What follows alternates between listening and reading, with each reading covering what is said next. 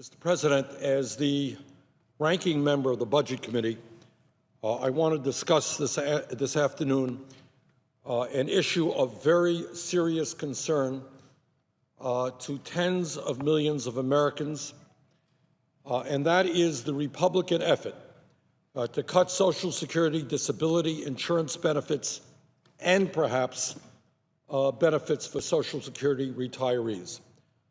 In my view, and in the view of seniors throughout the state of Vermont, this is a very, very bad idea.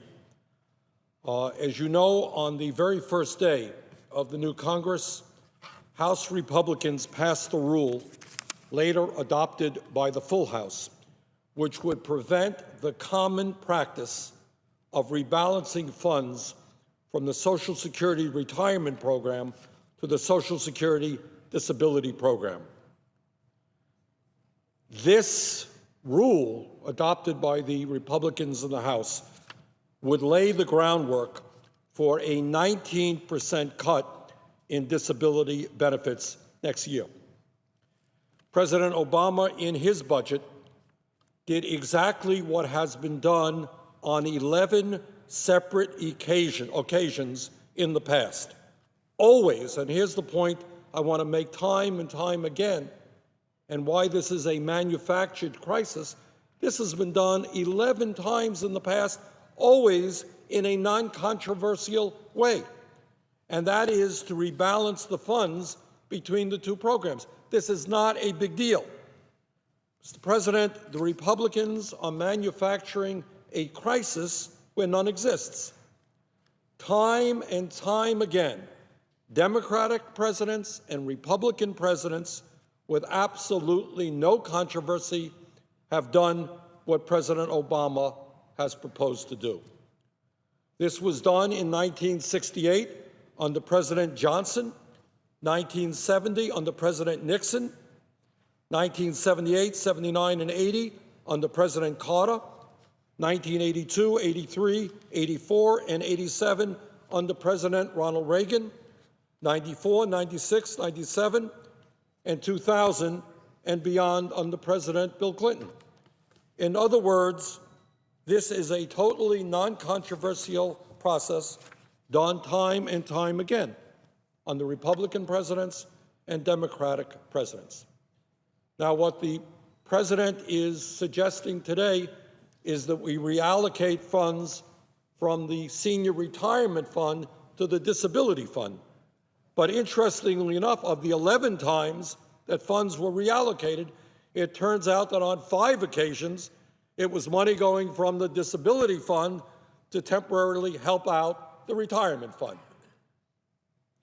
Mr. President, there are some people who sadly are trying to divide the senior population from the disability population.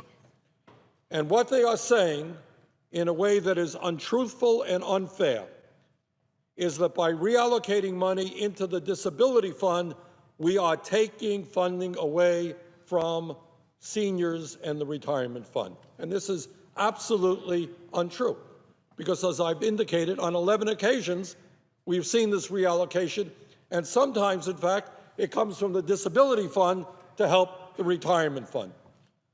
And Mr. President, I am very happy to tell you that virtually every senior organization in America, organizations representing tens of millions of senior citizens, have made it clear that we must reallocate funds, that we must prevent a cut in disability benefits, and we must do what has been done time and time again.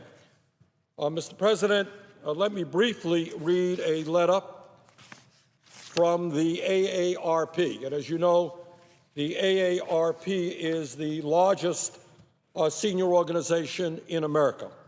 And this letter was written on July 22nd, 2014, and it went to Chairman Ron Wyden and Ranking Member Orrin Hatch of the Finance Committee.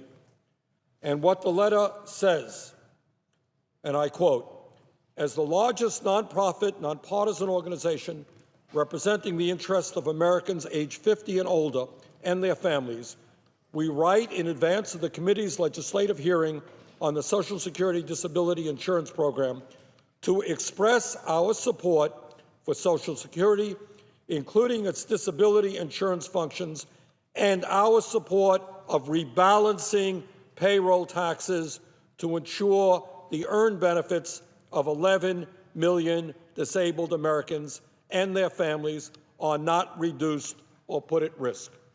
End of quote. Once again, AARP, we support the rebalancing payroll taxes to ensure the earned benefits of 11 million disabled Americans and their families are not reduced or put at risk.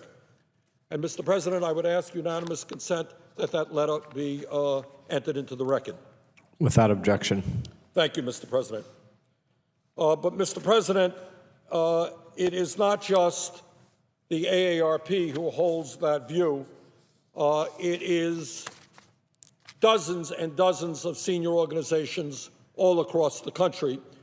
And let me read you very briefly from a letter written by the Leadership Council of Aging Organizations, dated October 9th, 2014, and it is a letter that goes to the President Obama.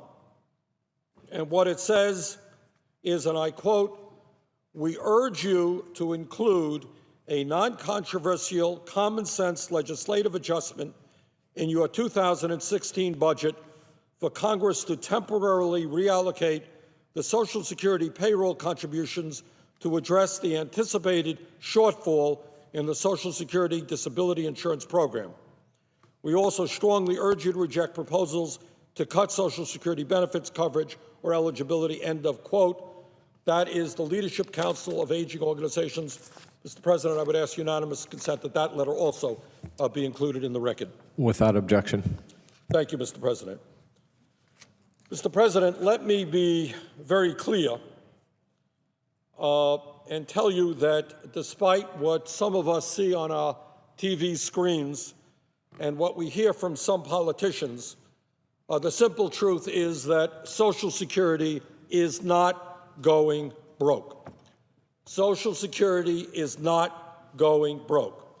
Today, Social Security has a $2.8 trillion surplus in its trust fund and can pay out all benefits to all beneficiaries, the elderly and the disabled, for the next 18 years. This is not the opinion of Senator Bernie Sanders. This is the opinion of the Social Security Administration in their latest report. There is and can be no debate about these simple facts. Mr. President, if we rebalance funds, as President Obama and many others have proposed, all benefits, retiree benefits for our older Americans and disability benefits for disabled Americans, would be paid out for the next 18 years. Next 18 years. So people who come before you and say Social Security is going broke, they are simply not telling the truth. And while this 18-year period makes it clear that we do not have an imminent crisis with regard to Social Security, I do agree with those who want to make sure that Social Security is solvent for a lot longer than 18 years for our kids and for our grandchildren. And frankly, Mr. President, when we talk about the long-term solvency of Social Security, and that, of course, includes disability insurance as well, there are two basic approaches that we can take for those who want to extend Social Security for many, many decades. One approach is what many of my Republican colleagues are talking about. And what they are saying, in essence, is that in order to save Social Security, we have got to cut Social Security. And some are talking about a so-called chain CPI, which would mean a cut in cost of living adjustments. Some are talking about raising the retirement age, at which point seniors will be able to get the benefits. And some, in fact, are talking about privatizing Social Security, and giving that program over to Wall Street. And that is one approach. That is one way that we could deal with Social Security and the future of the program. Needless to say, that is an approach that I very, very strongly disagree with. The other approach, an approach which is widely supported in poll after poll by the American people, extends Social Security and protects Social Security in a very different way than many Republicans are proposing. And that is, it addresses the issue that right now, as most Americans know, there is a cap on the income that is subjected to the Social Security payroll tax. That cap is now at $118,500. In other words, one individual makes $11.8 million a year, but only pays 6.2% on the first $118,000 he earns. The second individual makes $118,000 and pays Social Security taxes on all of that income. And that, I think, most Americans believe is patently unfair. Mr. President, I have introduced legislation in the past, and I am now working with other senators who have introduced similar type legislation, which eliminates the cap on income subject to the Social Security payroll tax. My own view is that we should apply the Social Security payroll tax to income above $250,000.